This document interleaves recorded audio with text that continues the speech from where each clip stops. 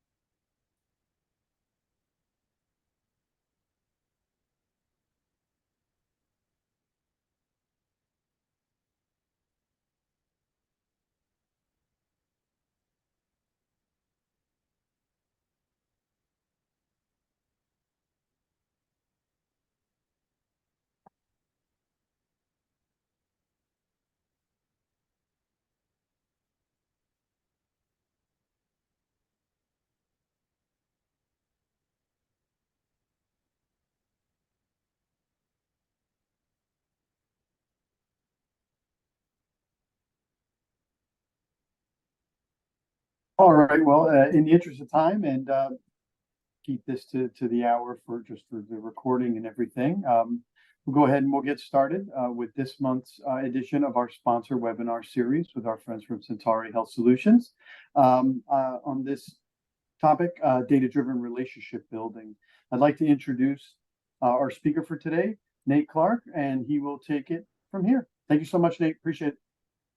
Absolutely. Thanks for teeing me up there. I hope everybody who's on is having a good day today. Yeah, as the title says here, we're going to be talking today about data-driven relationship building, and I'm going to define all those terms early on so that we're all on the same page as to what we're discussing here. But really, what we're hoping to give everybody a little bit of insight to and a little bit of a window into is how organizations can leverage the data that they have to improve the relationships they have with their referring community. So especially for healthcare organizations that have a lot of referral driven service lines, how can they look at data to get a good proxy for their relationships with different players in the market? So we'll dive into that in just a minute. Just briefly, who I am. This is a picture of me 4 years and one kid ago. So a little dated, but my name's Nate Clark. I am a engagement manager for the referral management and analytics division of Centauri Health Solutions. Like I said, I've been here about 4 years, but I've worked in all sorts of various facets of healthcare. I've worked in operations. I've actually worked on the clinical side, delivering healthcare. I hold a master's in healthcare administration, and I spent 8 years in the U.S. Army as a combat medic. So I've been a little bit all over the place in healthcare, and have kind of drawn on that breadth of experiences to help shape the referral management and analytics division here at Centauri. What we effectively do at RM&A is try to drive relational, data-driven, actionable, and measurable solutions to growing referrals. So this is really our bread and butter. This is kind of what we do day in and day out. And as we've worked with healthcare organizations around the country, we've realized that this is a gap that a lot of them have in being able to leverage their data to kind of measure the success of whether it's their outreach or just their general relationships with the referring community. So we believe that, it really is a relationship. Healthcare is increasingly retail. Folks, both referrers and patients are looking for good quality of experience. They're looking for, competitive pricing. And they're looking for, a good relationship with the healthcare organization that they're either referring their patients to, or if they're patients that they're leveraging. We believe it should be data driven, so we'll dive into this heavily, but we really look at things from a quantitative perspective as well as a qualitative perspective. We try to be actionable, so we want everything you hear today, I hope, is something that you can at least take some of it and put into action right away. There's a little bit in here that everybody should be able to latch onto.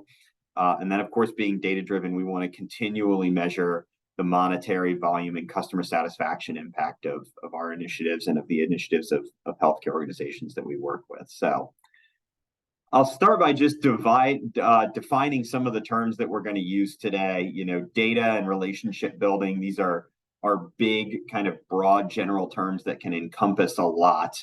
And in some ways that can be really advantageous as your organization thinks about how they can use data and how they can leverage what they have to build better relationships with their referring community. So when I say data, what I really mean is any large kind of collection of information that can be parsed or quantified. So that can come in a lot of different forms. There's some examples here, third-party data, whether that's data from folks like OMA or from Optum or payers that you're purchasing and getting on a regular basis from them. Whether it could be data from a CRM. If you have outreach individuals using a CRM, maybe something like Salesforce is a popular one.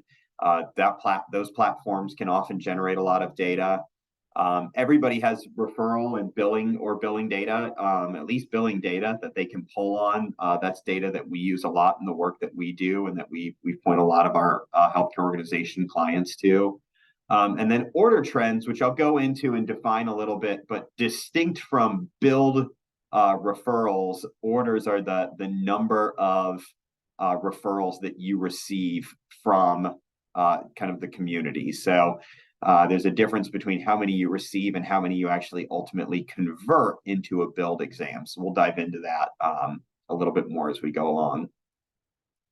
When I talk about relationship building, I'm really just talking about kind of dedicated outreach efforts by professionals to develop connections. So whether you have a dedicated person in your organization who goes out and kind of interfaces with the community, if some organizations are big enough that they have whole teams dedicated to this, whether it's going out and visiting practices in their offices, or it's hosting events, at a healthcare organization and having meet and greets, that kind of thing.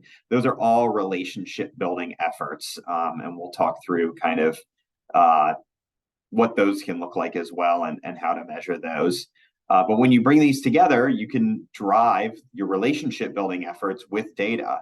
So using your data to categorize and make efficient outreach to providers based on trends that you see. So we have a whole bunch of different examples of what that can look like, and we'll go ahead and start diving into that as we go. So what we typically see when we walk into organizations are a few kind of obstacles or barriers in their relationship building. So as it often stands, those can be things like we often see static call routes. So outreach personnel are kind of visiting the same offices, have the same people that they're kind of touching base with, or that they're inviting to outreach events, and that they're interfacing with, which is important, but we really want it to be dynamic, and we want to use information as it's being received to make sure that folks are reaching out to the people who need to hear from them. It's great to visit the same old offices over and over because you really build a long-term relationship with them. But once they're referring to you on a consistent basis, that relationship is established, and it's important to taper off and utilize time efficiently for your outreach representatives so that they can go and spend that time maybe with somebody who's not sending you as much volume, somebody who's not interfacing or interacting with you as often. We often see, a big cause for that are that folks are reacting to lagging indicators. So we see oftentimes a lot of folks are getting third-party data annually, or they're waiting till the end of the year to put together a new call route during, kind of an annual or an every 6 month strategy session.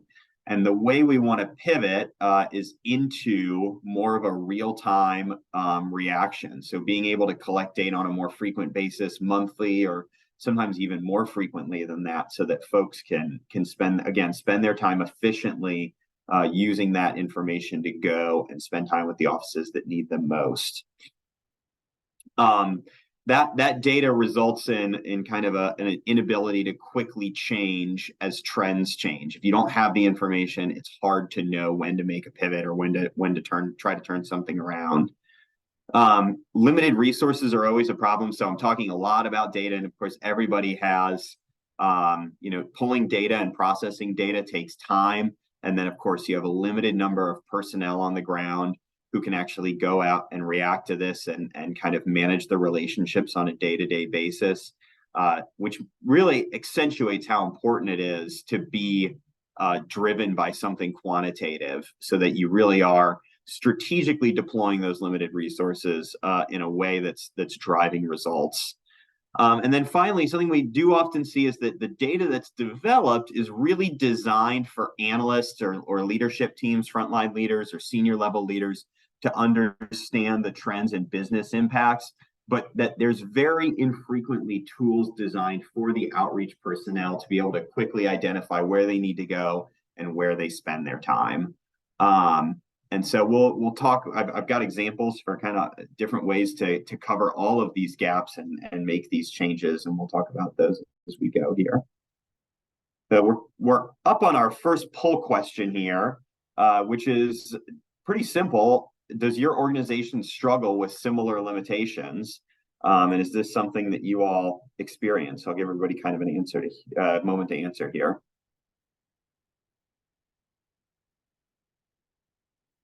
And it's okay if you don't want to, you don't have to.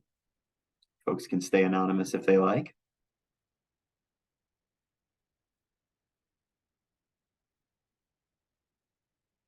All right, well, feel free to keep kind of rolling through, and if you want to throw answers in the chat as well, we can refer to those as we go along here. It looks like at least one person said they were very confident that they face those challenges, and one person is unsure whether or not they face those challenges. And that's not uncommon either. A lot of times there's a question of whether or not your organization is doing this. Sometimes leaders just don't have 100% insight into what is and is not being done. And oftentimes we find that when we're having that conversation with them, it might be the first time that they're having that conversation. That's natural in a busy environment where there's a lot of moving parts, like healthcare. I think it's not uncommon for this to not be the primary focus when you have patient care and really urgent and important needs kind of on the plate all the time.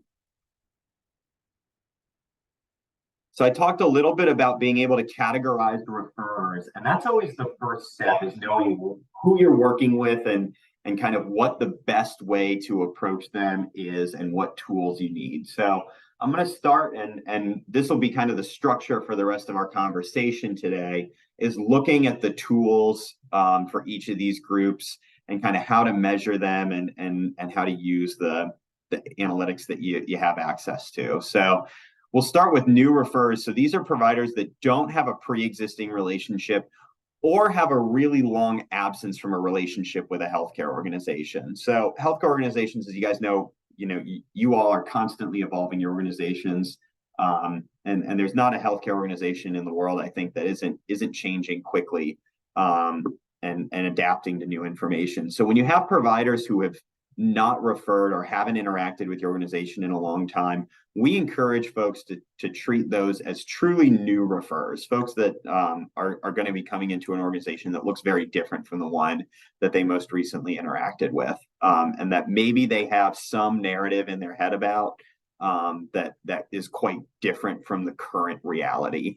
And then, of course, truly providers that don't have a relationship, whether they're new to the market, or they've kind of just finished school, something along those lines, who are going to be looking to establish relationships with a healthcare organization.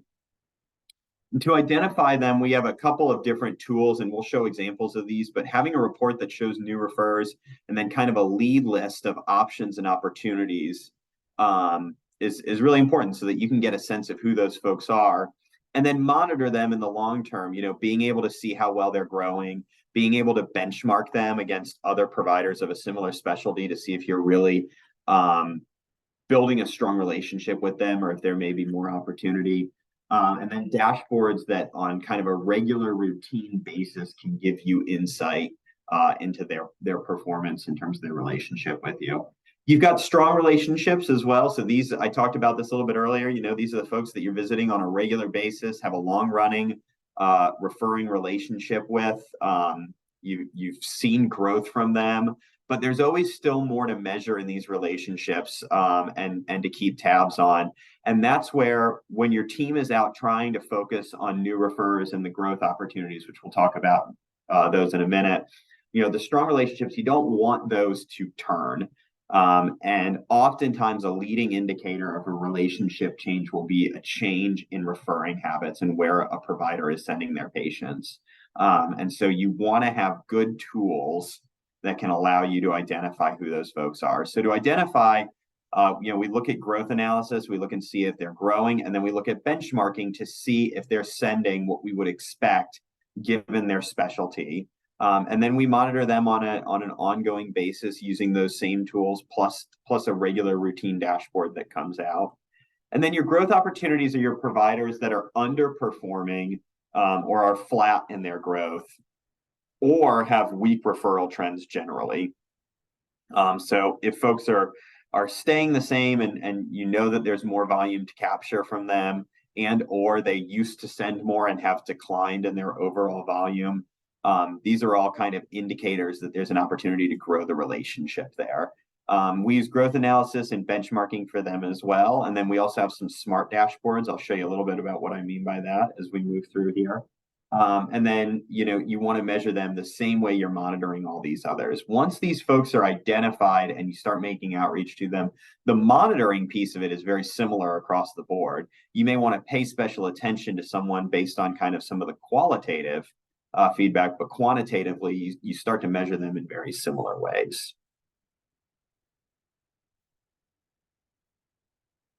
So we'll start by looking at new refers. So what are the opportunities and challenges with new refers?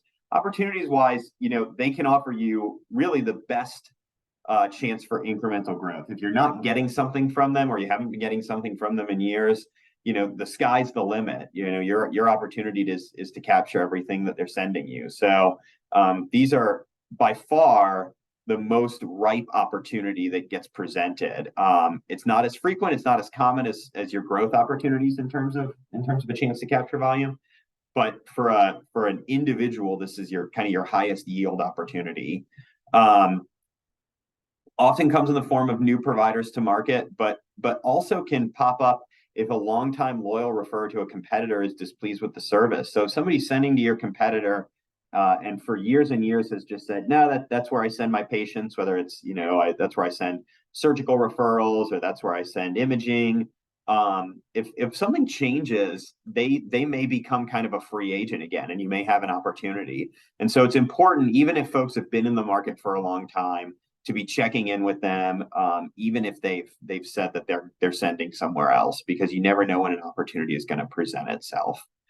The challenges is that they're tough to find in the data, because if they truly have never sent to you before, they may not be they may not show in your data. And this is where things like third-party data can be really helpful. Payer data can be really helpful because it gives you a view outside of your organization. And so they can be a little bit trickier to find and can be misidentified. And what I mean by that is you might see somebody who's not sending a lot of volume and think they're a new opportunity when they may just be a competitor, or they may be loyal to a competitor. And so it's important to give these kind of to your outreach personnel, to your folks who are in the market, and let them use the qualitative information that they have to identify where the best opportunities are. And then they do require a lot of persistence. It's one thing if you've got somebody who's already using you, had good experiences, getting them to send volume can is more volume is usually pretty easy if they're happy. But folks who are truly new, they're still waiting to see what the experience is. And so you need to work with them to get them through the door and then follow up with them aggressively to make sure that their experience was positive and fix it if it wasn't, so that you can turn them into a regular, consistent referral. I'll show an example kind of what one of the reports we use looks like. And what we do is we simply take our billing data and look for folks who have sent for the first time based on their NPI number. So if you're able to even just pull billing data, this is one tool that you could potentially put together to help you find new or at least first-time referrers. And all we've done is we've taken the kind of the first order date that they send to us, and we identify when that is. I've got obviously the names of the providers kind of blanked out here on our left-hand side. And then we monitor for follow-on referrals. So you can see that this top refer in September of 2020, they sent to us in September of 2020, but then again in January and again in February. So we were able to convert them into at least somewhat regular refer. Same for an order here in November, 2 orders, sent another one in February. So we're looking to try to convert these folks. And like I said, it really takes persistence. After that first month, you really want to be in there consistently to try to generate more volume. Obviously, the holidays we've got a snapshot of the holidays here, so seasonality affects that as well. But being able to turn them into kind of a regular returning customer who's going to utilize you on an ongoing basis is the ultimate goal there. Another tool we use to find new opportunities are folks who are new to the market, or folks who are new to us and are underperforming the volume we would expect from them. So one thing we do is we have utilized our data to build out benchmarks for what we expect, say a hematology oncology provider or a primary care provider to send to us on a regular basis. And we're able to see, based on that kind of that benchmark, where an individual provider lies against kind of peers of that group. And we tend to group them into practices so we can look at a whole practice at a time, but you can do this equally effectively at the provider level. And again, even with a somewhat limited billing data set, you can build out something like this. You can look at your top referring hematologists and say, what do we get from kind of the top 5%? You can look at your primary care. What do we get from kind of the top 5 or 10% of these folks, and then benchmark other providers and say, okay, I know they have similar, they're in a similar specialty. They're probably seeing a somewhat similar, caseload of patients. Should I be expecting more volume from them? Is it possible to get more volume from them, and then benchmark them against that performance? And if they're underperforming, it's an opportunity.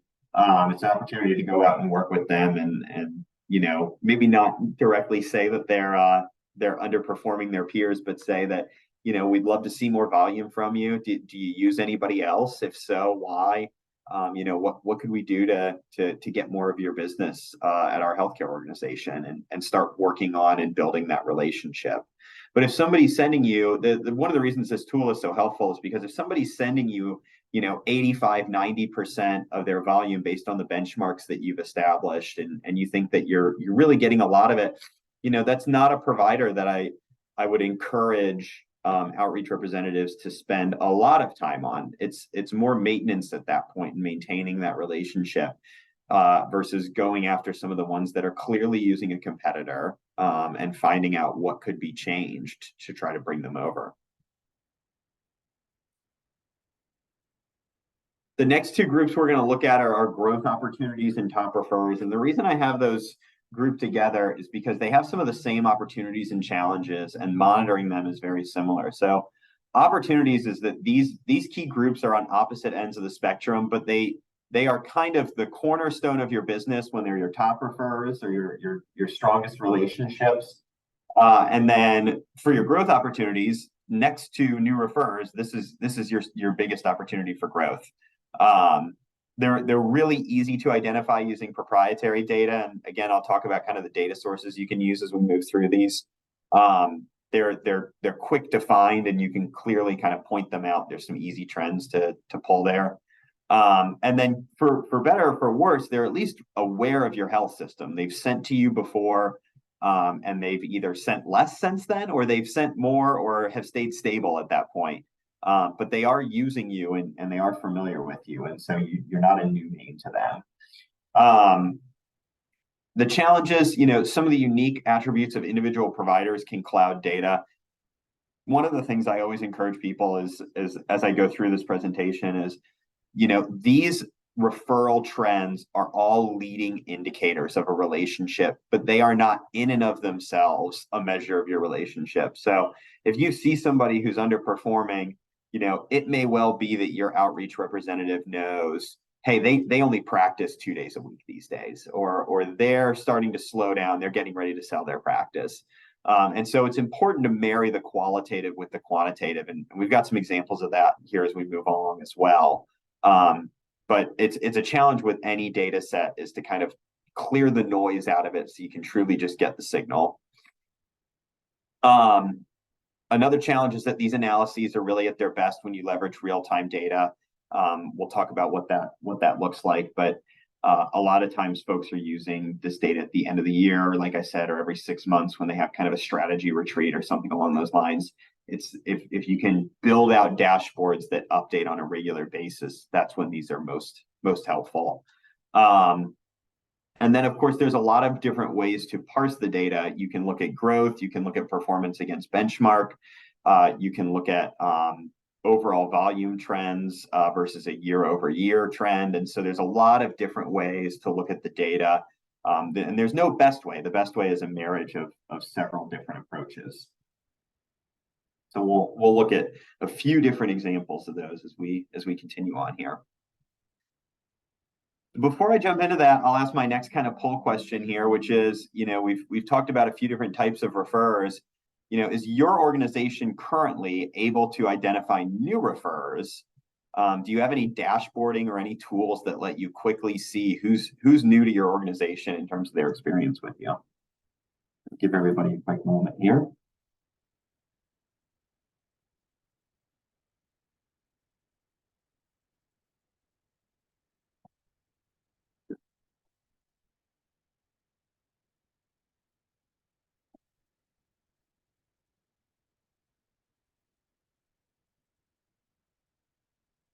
All right, and again, feel free to abstain or pull through the chat here.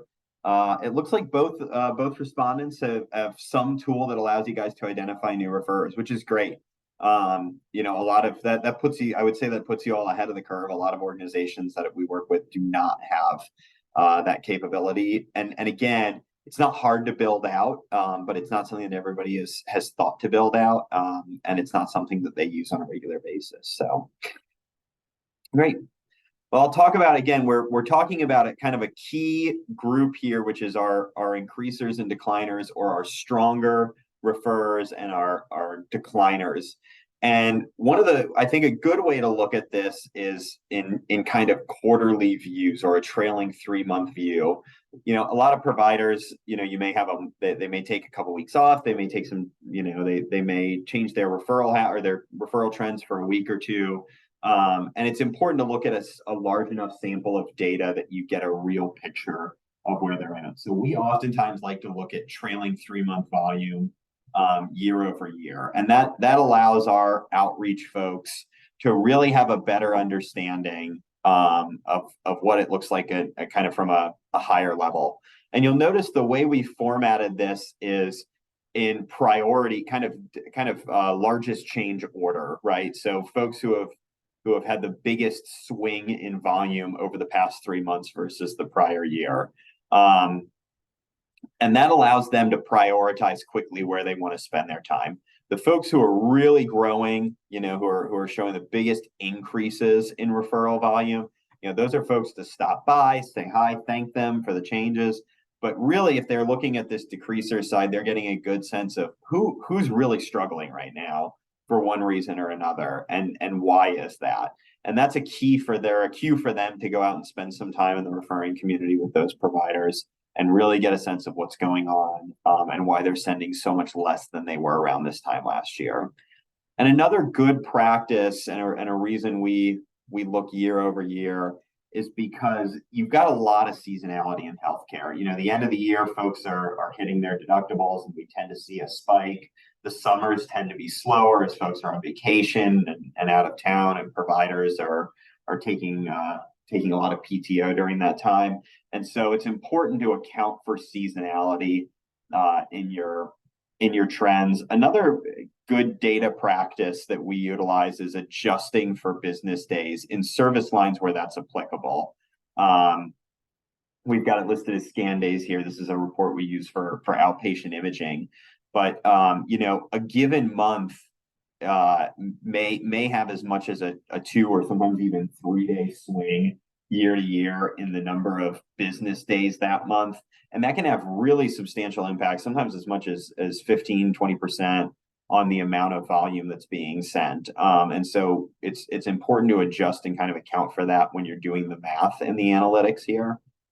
You'll see at the bottom, we've got kind of just a trend line of volume for the health system mentioned here. And that allows us to see kind of a trend line to see if things are moving up or down, if they're moving in the right way. Again, just because it's improved year over year doesn't mean that it's overall showing a positive trend.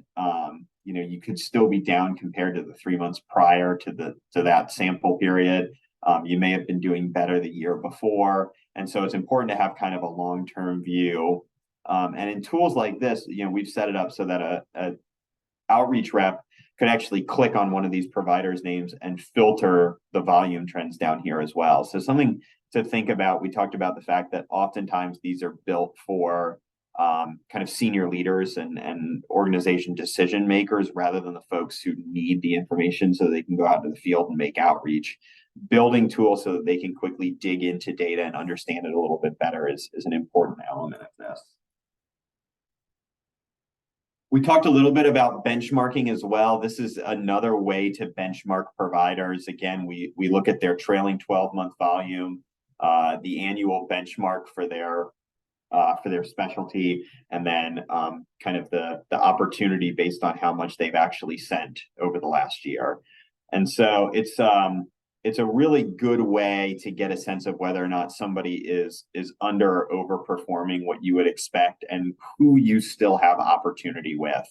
And you know, if you can tie some revenue numbers, this is looking at CT and MRI, you know, you can even get a sense of how much capital potentially is available and open for opportunity through outreach to some of these folks. So again, a good way to prioritize, much like if we look at that last slide, it's a good way to quickly prioritize and is designed for your outreach personnel to be able to quickly see who they need to spend some time with so that they can build that relationship or repair it if something has happened. So I'll say, you know, I've shown a few examples of tools that are designed specifically for your outreach team. They can be helpful to system and organization leaders as well. But you know, one of the things we want to do is make sure we're also building tools that the whole team can look at together.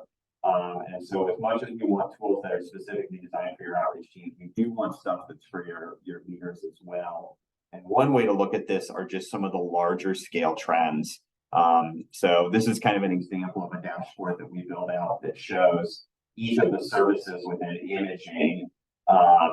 But you could do this for your different surgical lines. You could do this, you know, for different referral-based services, you know, things like bariatrics, orthopedics, oncology. You could really break this out in any way to see some of the large scale year over year and trailing month trends so that you can get a sense of how things are going and where there's opportunity. And where there is, you know, if you're declining in a certain area or seeing negative growth, it gives you a way to kind of react to that and dig in and say, we need to look more closely into that. And we'll talk a little bit about cadence and reviewing data as well, and how that can be helpful in building relationships. Another tool is, again, looking at the large scale. is kind of being able to see at the top here. You've got a breakout of the large scale trends for the trailing 3 months, the month, and the year to date. But then even breaking those out further into individual practices or individual providers, those can be helpful in those conversations with the larger team, so that people can kind of collectively and collaboratively decide where do we need to spend our time, and who do we need to have another conversation with. Just some warnings here. Again, we've talked a little bit about these. These results are always kind of a lagging indicator of what's going on. So everything we've talked about comes from billing data, third-party data, and it can take time for that, one, just to be available, but two, to be processed and turned into a usable dashboard. And so while we encourage, at least monthly review of billing data or billing trends, it's best to try to have something which is a more of a leading indicator and gives you more of a sense of what's going on in the market. And this is where some qualitative information can come in and can help you kind of clear through some of the noise as well. So we'll look at a couple of examples here of information that can be helpful. One is just tracking your outreach and tracking what you're growing, or what you're making time for trying to grow. So I think most organizations at this point are leveraging CRMs like Salesforce, or we use one called Creatio in our organization. There's a lot of different choices out there, with big and small, and some are very tailorable.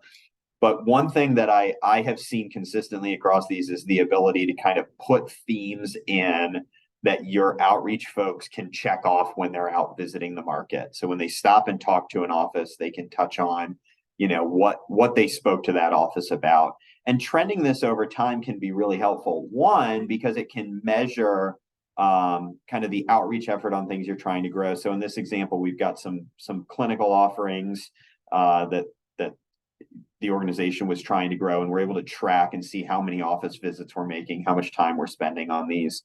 But also, if you've got, recurring complaints, having a category that allows folks to track the constructive feedback that they're hearing in the field can be really useful to your organization in identifying where you have gaps and opportunities. So in this example, the Patient Connection Center, which is the central scheduling organization, was oftentimes reaching out to representatives for help with scheduling an appointment. So digging into that and understanding why they were struggling to have the central scheduling organization schedule an appointment for them versus reach out to their rep can be a real key indicator of whether or not there's a problem, and allow you to kind of get out in front of that.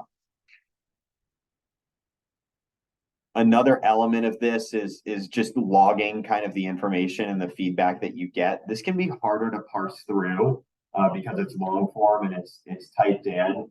But what it does allow you to do is, when you see, hey, we're frequently hearing that somebody's reaching out to our reps to get them help scheduling an appointment versus our central scheduling department, you can dive in and look at what that practice was, and what kind of qualitative feedback you got, to dig into that and get more information. So these can be really your leading indicators of your relationships if you have the time and can really, really dig into it.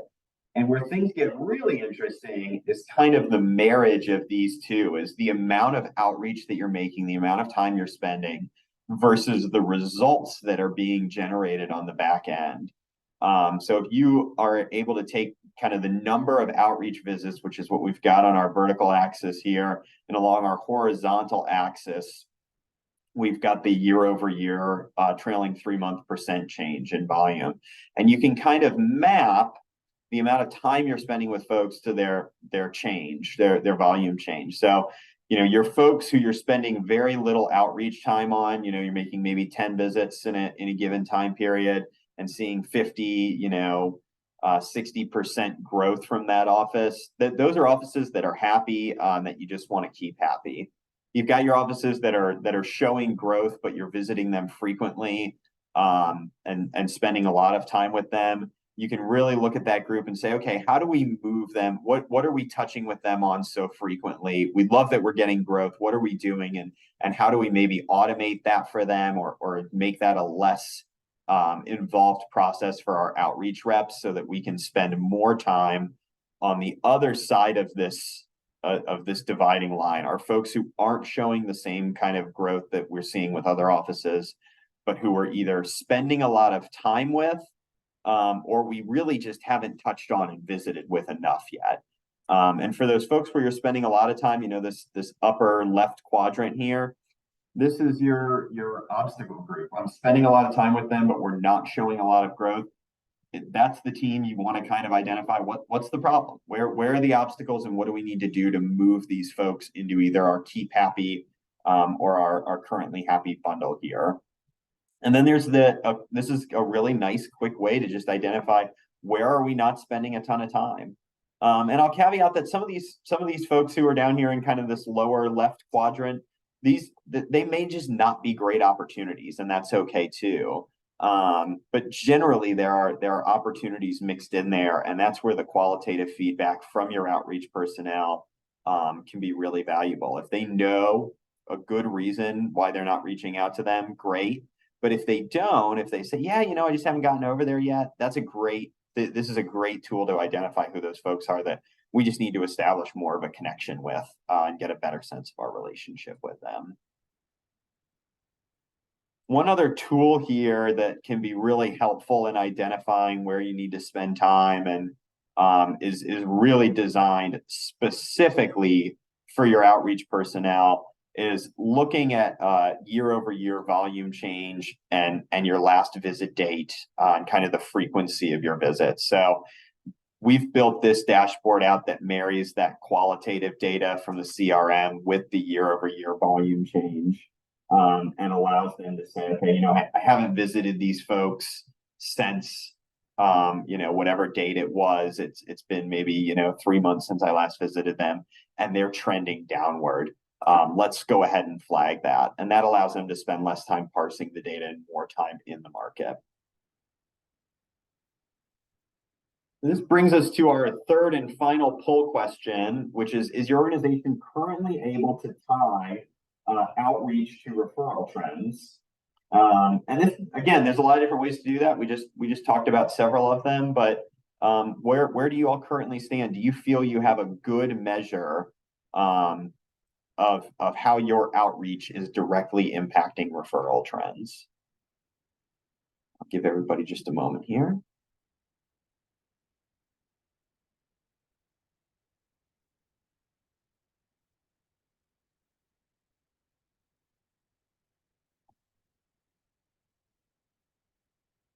All right.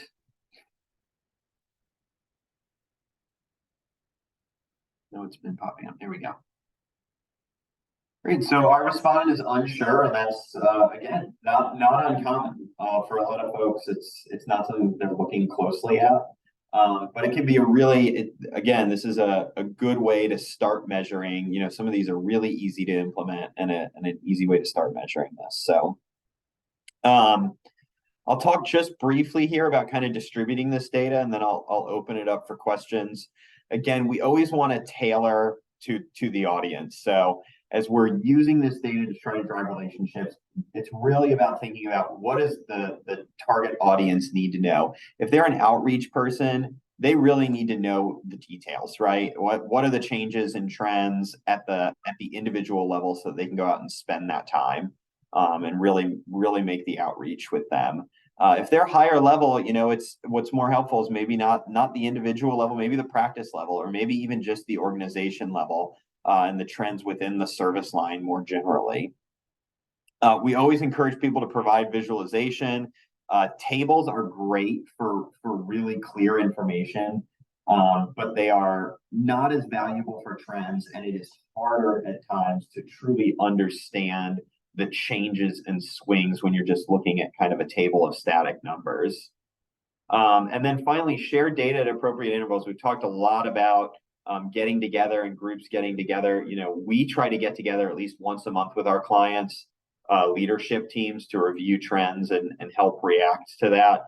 I think it's a good cadence. Maybe early on, it's helpful to have weekly or bi-weekly meetings, but find an appropriate interval that allows you all to have a good amount to talk about without the data getting stale, and without the information being kind of too little too late. The last thing you want to do is react to a change in referral volume or referral trends 6 months down the road, and a provider has really established themselves with a new healthcare organization.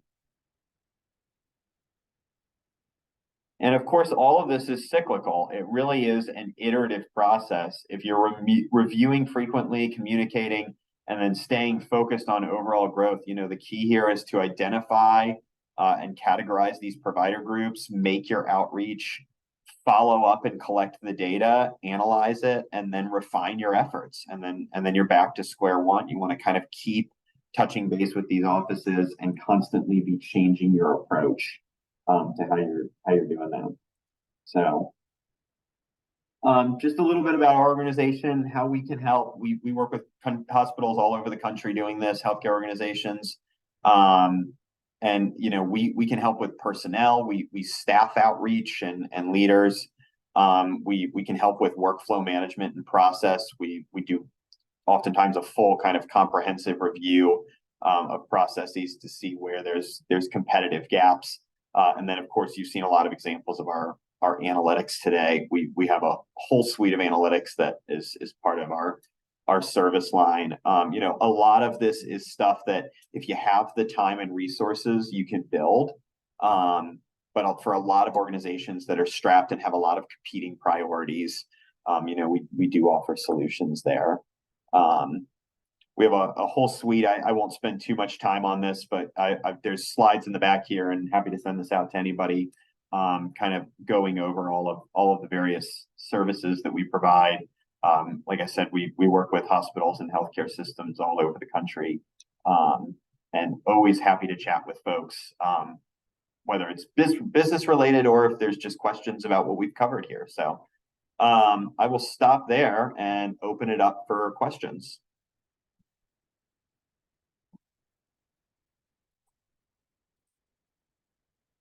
Check in the chat here as well.